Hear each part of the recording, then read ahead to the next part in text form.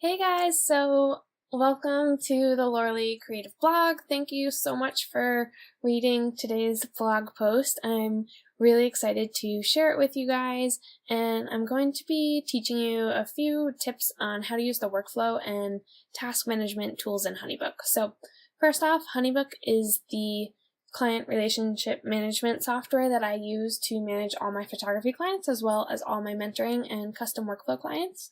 So I have quite a lot of projects in here. Between my two different HoneyBooks accounts, I think I have about 85 projects. So having the workflow and task management is a total game changer for me, and I'm just going to give you a few tips on how to use it so you can streamline your own business as well.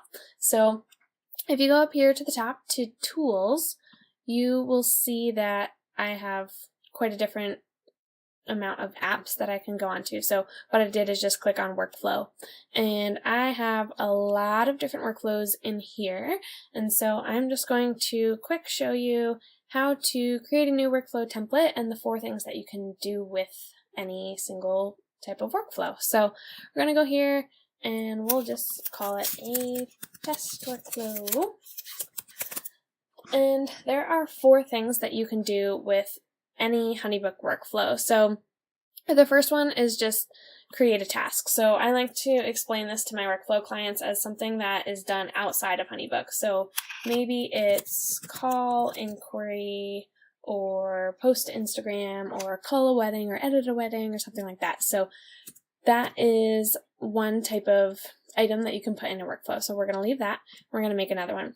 Then the second one is to send an email. So I have 170 something email templates in here. So you can just go in and pick an email template that you want to send, and then you're going to pick the trigger and the approval status and when in the workflow it's going to actually happen. So I am going to leave this calling inquiry 0 days after activating workflow. I'm also going to send the email for the engagement session inquiry, and that's also going to be 0 days after activating workflow. So you'll see I have 4 options here: before or after project date, after activating workflow, and after the previous step is complete.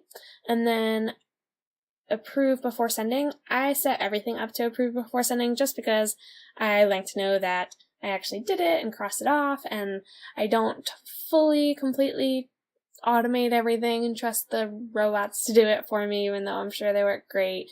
But that's really just with any software. I kind of forget that I have automations set up, so I like just approving everything before I send it. So that just kind of gives me peace of mind that it was done. And then the third thing would be a questionnaire.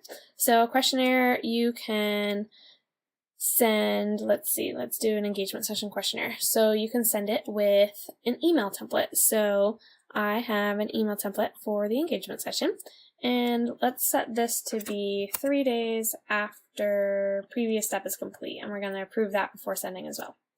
So that's the third type of task that you can put in your workflow. And then the fourth one would be a brochure. So this one would actually be one of the first tasks that you would send, because this is your pricing and all of that for your client to pick their collection or their package or however you have your pricing set up. If it's a la carte, you can totally put that in your brochure. But I would put the engagement brochure, and then I actually think I need to, let's do this. So scheduling, let's do brochure default, and then you can pick your trigger, pick the approval, and that's it. So these are the 4 different things that you can put in your workflow, and then you would just hit save. But since this is just a test, I'm not going to actually save the workflow. So we're going to leave that, and I'm just going to show you how it's kind of set up within an actual workflow. So if you go to my wedding booked workflow, you'll see I have a lot of tasks, and there are certain tasks.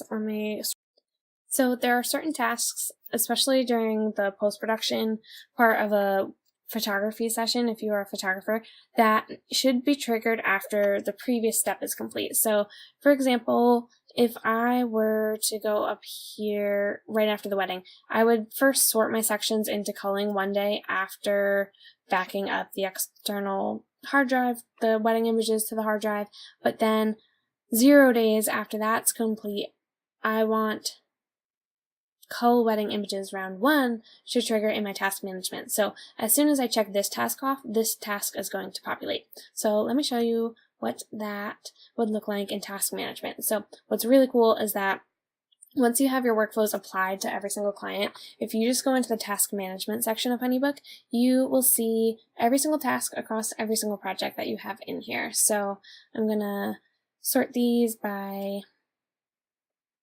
due date, and you will see all the tasks that I need to do today. So I cleaned my equipment and I formatted memory cards. So I'm going to check those off, and then you'll see here that if I have an email that's left to approve, I can go ahead and I can hit view edit, and I just have the emails hidden, but normally their emails would populate here. Then I would be able to just send this email, and it would send right to my client, and it's already built into the workflow to trigger after a certain task was checked off or a certain time within the workflow. So it's really awesome. And then you'll see down here, these are overdue tasks, and this is, I'm waiting on a couple things from clients and vendors and stuff like that, questionnaires to be filled out and insurance to be sent over from my insurance company and stuff like that. So you'll see orange tasks are overdue, and then blue tasks are the ones that are due today. And you can also view by this week, overdue, ones that need approvals, all tasks. I mean, I would not ever do that. But you can also sort by description or by project. So I love doing that, sorting by description so that I can batch tasks. So this is really great if I want to go in and, just go into my calendar quick and add all the engagement sessions, or get on like a timeline roll and start creating preliminary timelines, stuff like that, and go through all my email approvals. So it's really awesome. You can sort by description, due date, project, or workflow. So if you just want to work on your workflow client or your wedding clients one day, or your portrait clients, you can sort by workflow, and you can also sort by project. So if you have a bunch of stuff due for one specific project, then you can just sort by project, which is really awesome. But it is a really, really incredible way to manage all your projects. So I have 53 active photography projects right now, and I have a lot more in my other HoneyBook account. I have 2 HoneyBooks accounts. So I just wanted to give you guys some quick tips on how to use that, because this has been such a game changer for my business, just being able to manage all my clients in one place. And it has saved me so much time and so much stress and so much brain power and overwhelm and anxiety and all those negative words. And I hope this was really helpful for you so that you can see what's possible for your business as well, because it just makes everything so much easier. So thank you guys for tuning into the blog, and I am excited to bring you some more great content coming up.